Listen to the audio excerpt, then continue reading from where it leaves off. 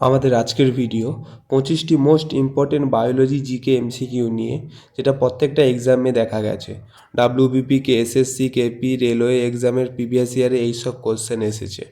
তো বেশি কথা না বলে আমরা ভিডিওটি শুরু করছি। আমাদের প্রথম কোশ্চেন, কোষের শক্তিগড় কাকে বলা হয়? তোমরা বলো কোন অপশানটি হবে। তো right answer will be option C, mitochondria.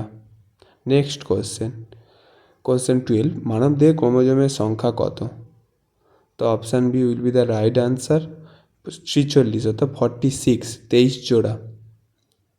আমাদের পরের কোশ্চেন, রক্তের লাল রঙের জন্য দায়ী কোনটি? তো অপশান বি, হিমোগ্লোবিন।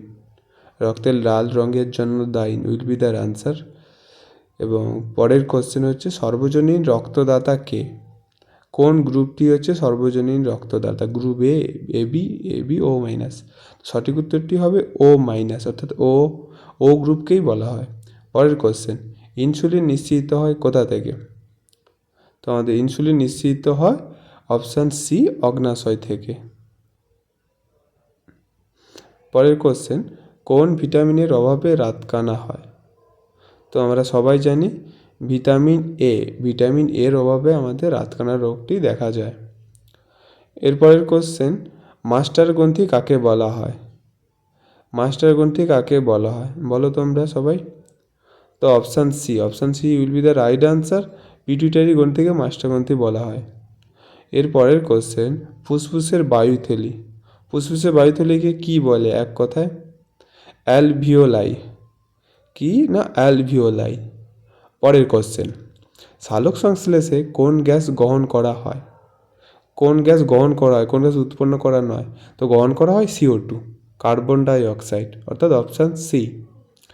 তারপরের কোশ্চেন, সালোক সংশ্লেষে উৎপন্ন গ্যাস, অর্থাৎ সালোক সংশ্লেষ প্রক্রিয়ার মাধ্যমে কোন গ্যাস উৎপন্ন হয়? তো সঠিক অ্যান্সারটি হবে O2, অক্সিজেনই উৎপন্ন হয় সালোক সংশ্লেষের। পরের কোশ্চেন, মানুষের হৃৎপিণ্ডের প্রকোষ্ঠ সংখ্যা কটি? খুবই ইজি কোশ্চেন। তো মানুষের হৃৎপিণ্ডের প্রকোষ্ঠ সংখ্যা হচ্ছে 4। এবার তোমরা বলো আমাকে, কুমিরের হৃৎপিণ্ডে কটি প্রকোষ্ঠ থাকে? পরের কোশ্চেন, রক্ত জমাট বাঁধতে সাহায্য করে কোনটি? তো সঠিক উত্তরটি হবে WBC, অর্থাৎ শ্বেত রক্তকণিকা, হোয়াইট ব্লাড সেল।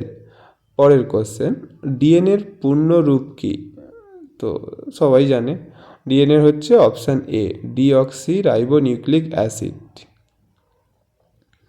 পরের কোশ্চেন, কোনটি অনুবংশিক রোগ নয়?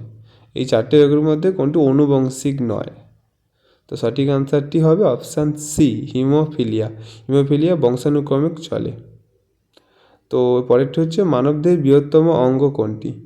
আমাদের বৃহত্তম অঙ্গ হচ্ছে, আমাদের সবাই জানে, অপশান এ, যকৃৎ উইল বি দ্য রাইট।